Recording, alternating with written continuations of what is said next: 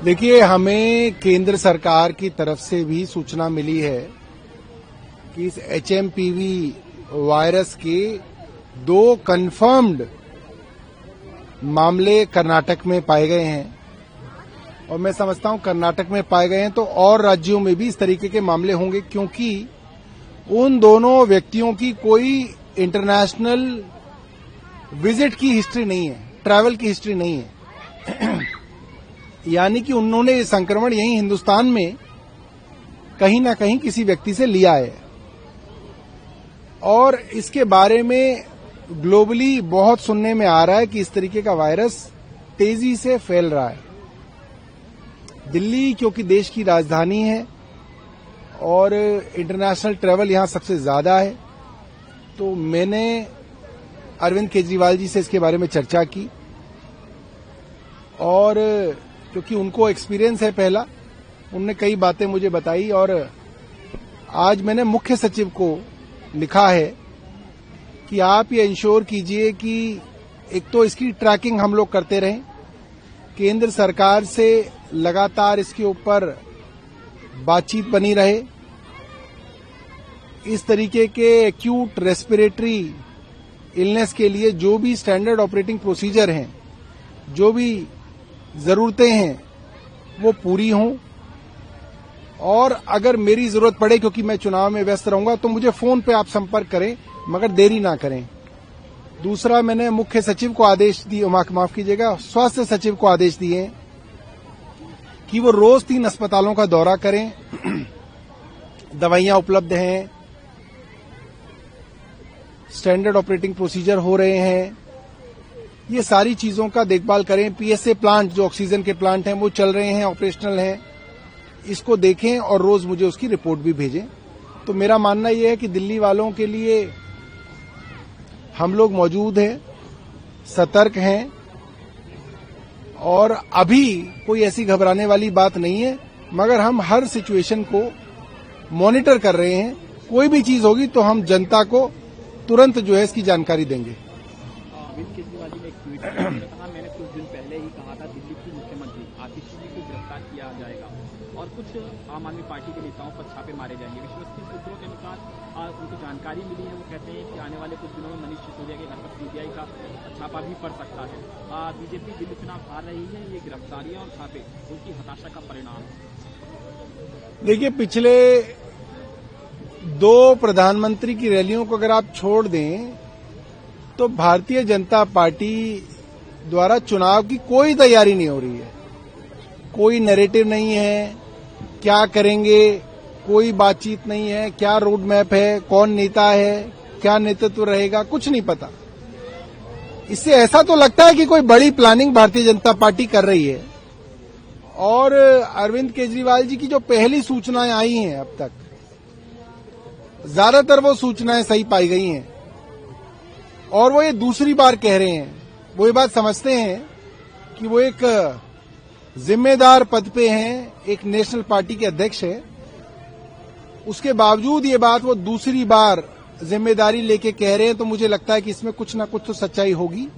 और भारतीय जनता पार्टी का आप ट्रैक रिकॉर्ड देखें तो जहां जहां चुनाव हुए, अपोजिशन पार्टी से जुड़े हुए नेताओं के यहां छापेमारियां हुई हैं। इससे भारतीय जनता पार्टी केंद्र सरकार इनकार नहीं कर सकती है, तो देखेंगे, जो होगा देखा जाएगा। पात्रा का बयान आया, उन्होंने कहा कि 2020 में दिल्ली के पीडब्ल्यू विभाग को एक प्रस्ताव दिया था, अरविंद केजरीवाल के जो आवास है उसका पुनर्निर्माण करना था, जिसकी लागत 7.61 करोड़ रुपए थी, लेकिन टेंडर 8.62 करोड़ रुपए में दिया गया और 33.66 करोड़ रुपए लागत से पूरा हुआ। ये लागत कैसे 342% अधिक थी लगभग। अब अरविंद केजरीवाल जी का जो आधिकारिक निवास था, जो उन्होंने छोड़ दिया, उसमें आरोप लग रहा है कि साहब ये 33 करोड़ का टेंडर कैसे पहुंच गया, यही आरोप है ना। और गूगल करके देखिए, प्रधानमंत्री के निवास का तो टेंडर ही 4700 करोड़ का हुआ है, 476 करोड़ का हुआ है, माफ कीजिएगा, और बताया जाता है कि करीब 2700 करोड़ रुपए का खर्चा हुआ है। तो उसके विषय में क्यों केंद्र सरकार जो है कोई जानकारी पब्लिक को नहीं देती है। जैसे एक मुख्यमंत्री का निवास है, वैसे ही एक प्रधानमंत्री का निवास है। चलिए मैं कहता हूं मुख्यमंत्री के निवास में 40 करोड़ रुपए खर्च हो गए, मगर प्रधानमंत्री के निवास में तो 2700 करोड़ रुपए खर्च हो गए। 2700 करोड़, तो आप उसके बारे में भी तो बात कीजिए। और अगर जनता के लिए खोल दीजिए दोनों निवास, मीडिया के लिए दोनों निवास स्थान खोल दिए जाए, मीडिया और जनता जाए, घूम आए, प्रधानमंत्री निवास भी घूम ले, मुख्यमंत्री निवास भी घूम ले, दूध का दूध हो जाएगा, पानी का पानी हो जाएगा। हम तो चैलेंज दे रहे हैं, भारतीय जनता पार्टी भाग रही है। सवाल और उठाया उन्होंने कहा है दिल्ली सरकार ने बिजनेस ब्लास्टर योजना के तहत कुल 54 करोड़ रुपए खर्च किए हैं। हालांकि योजना के विज्ञापन के लिए 80 करोड़ रुपए खर्च हुए। सीएजी ने बताया कि योजना के विज्ञापन का खर्च योजना के खर्च से 1.5 गुना ज्यादा था। देखिए, संबित पात्रा तो दिन रात उलझुलूल बातें करेंगे। अरे भाई, तुम्हारा बताइए ना, तुम्हारी जो सीएजी रिपोर्ट आयुष्मान भारत की आ रही है, उसमें तो तुमने मरे हुए लोगों का ऑपरेशन करके पैसे दे दिए। जो आदमी डिस्चार्ज हो गया, उसके डिस्चार्ज की डेट के बाद आपने उसकी सर्जरी कर दी। गुजरात के अंदर 18-18 साल के युवकों की आपने एंजियोप्लास्टी करके पेमेंट कर दी। जो लोग मर गए हैं, उनके आयुष्मान भारत कार्ड बना दिए। तो ये सीएजी की अगर बात करेंगे तो सब तरीके की बात होंगी। इस तरीके की चीजें आती हैं सामने, फिर जांच होती है, जो दोषी होता है उसके ऊपर कार्रवाई होती है। इसमें क्या बड़ी बात है भाई? आपके पास सारी एजेंसियां हैं, आप कार्रवाई कर लीजिए। आपको किसने रोका है? रमेश जी का बयान आया, उसके बाद आतिशी जी आज काफी भावुक भी दिखी, उनको लेकर भी कई बयान आ रहे हैं कि तरीके से। देखिए, किसी के भी पिता के बारे में इस तरीके की घटिया बात कही जाए तो अच्छी नहीं लगती है। अब एक मुख्यमंत्री के पद पे बैठी एक महिला, उसके पिता के बारे में आप ऐसी बात कह रहे हैं, और पूरी दुनिया सुन रही है वो बात। हर आदमी जो है उस वीडियो को देख रहा है, टीवी पे, सोशल मीडिया पे। तो ये तो घटिया बात है, ये तो बहुत घटिया बात है।